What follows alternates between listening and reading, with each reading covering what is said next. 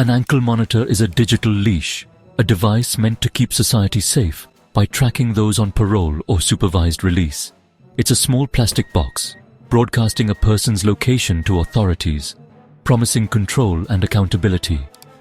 We trust this technology, believing it creates a virtual prison, a boundary that can't be crossed without consequence. But what happens when that signal stops? When the digital leash goes dark and no one notices? The reality. For years, the system was built on delayed information, not real-time alerts. A person could vanish into a digital blind spot and the system would remain silent. This silence became a perfect opportunity for those who understood how to exploit it. This isn't just about broken technology. It's about a broken promise. One man saw the system's fatal flaw and learned how far he could run before anyone noticed. He turned the system's silence into his weapon, exposing a terrifying vulnerability. His case forced us to confront a hard truth. Our trust in technology made us complacent, and that complacency had a devastating cost. The ankle monitor was seen as a simple, humane solution to overcrowded prisons. But its quiet failure sent shockwaves through the justice system. A silent monitor isn't always a sign of compliance. Sometimes, it's the sound of a predator on the loose, moving freely while the world believes he's safely tethered. The silence was the real danger, and it would take a tragedy to make us listen. In the 1980s and 90s, America's prisons were overflowing, and electronic monitoring seemed like the perfect solution. The idea: let non-violent offenders live in the community, but keep them on a digital leash. The ankle bracelet became a virtual cell, restricting movement to approved locations. States adopted the technology quickly, believing it was a win-win. Offenders could work and stay with family, supposedly reducing recidivism. The public was assured these individuals were being watched around the clock. But the reality was different. Most early systems used passive tracking, uploading data only once or twice a day. Parole officers might not review the data until hours or days later. A person could be missing for hours before anyone noticed. The system was more historian than watchdog, telling you where someone had been long after the fact. Even active systems had flaws, relying on unreliable GPS or cell signals. Signal loss was common, often dismissed as a technical glitch, not an escape. For most, it was a minor inconvenience. But for someone with bad intentions, it was a window of opportunity. The flaw wasn't a bug. It was a feature for those who knew how to use it. And one man would exploit it to devastating effect. Victor Ames knew the criminal justice system inside and out.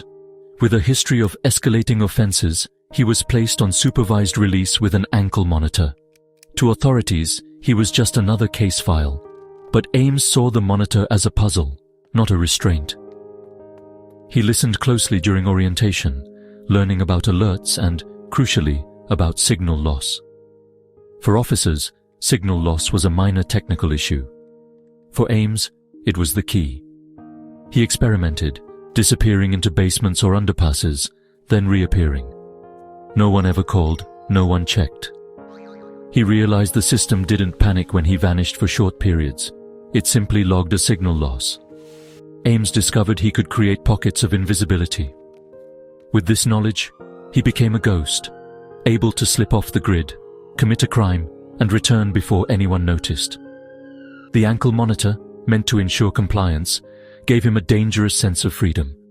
He was hiding in plain sight, shielded by the very technology meant to watch him. On a cold October night, Victor Ames put his plan into action. His curfew required him home by 9 p.m. At 8:55, the system logged him in his apartment. Just after 11 p.m., he descended into the sub-basement, where his signal vanished.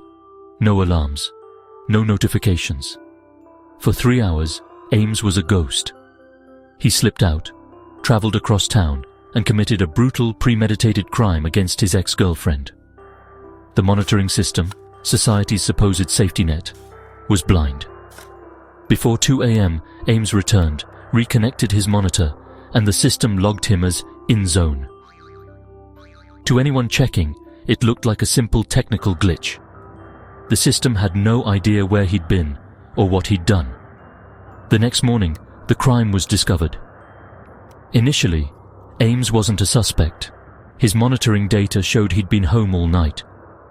Only a detective familiar with the technology's flaws noticed the 3-hour gap. That buried signal loss alert was the only clue. The system meant to prevent crime had provided Ames with a near-perfect alibi. It was a catastrophic failure.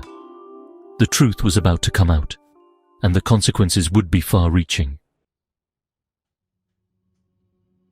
The trial of Victor Ames seemed straightforward. Overwhelming evidence, a clear motive, and a violent history.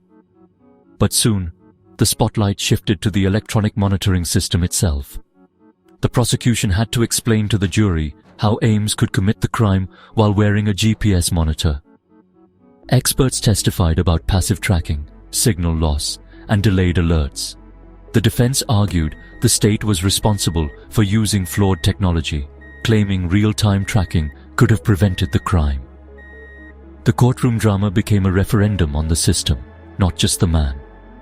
The jury was asked to convict Ames, but also to confront the failure of the institution meant to watch him. The case was no longer just about guilt. It was about accountability. As the trial continued, the focus shifted from Ames's guilt to the system's failures. The prosecution insisted a faulty tool didn't absolve Ames of his crime.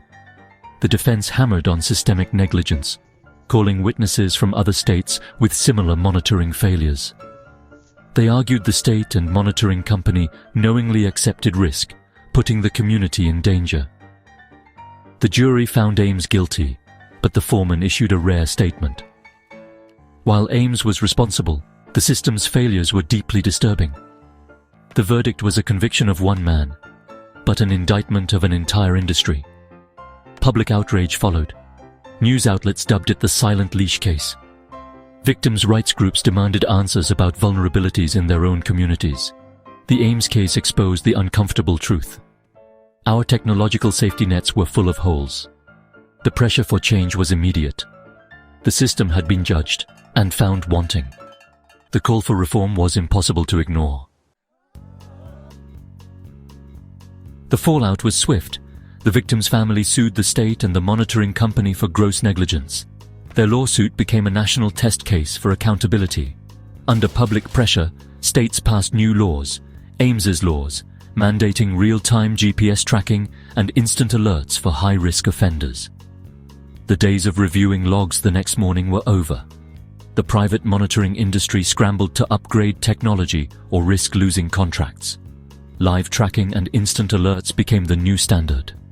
The Ames case forced an entire industry to evolve.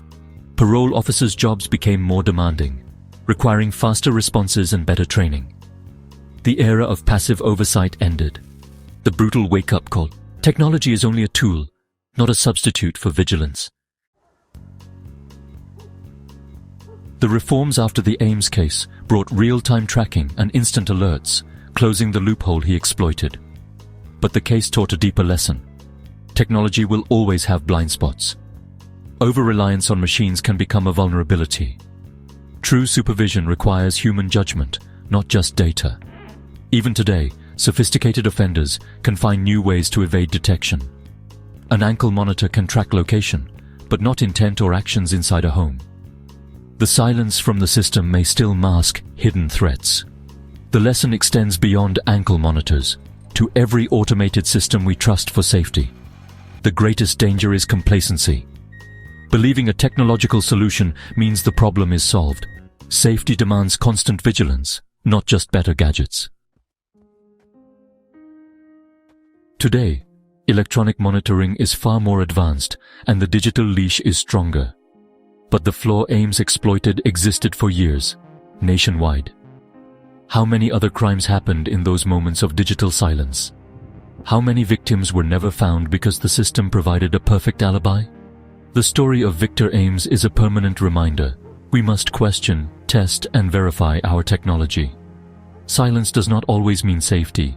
Behind every data point is a human being, and human behavior is unpredictable. public safety can't rest on technology alone. It requires vigilance from officers, communities, and the justice system. The ghost of the Ames case whispers a chilling question. What else are we missing right now, in the silence?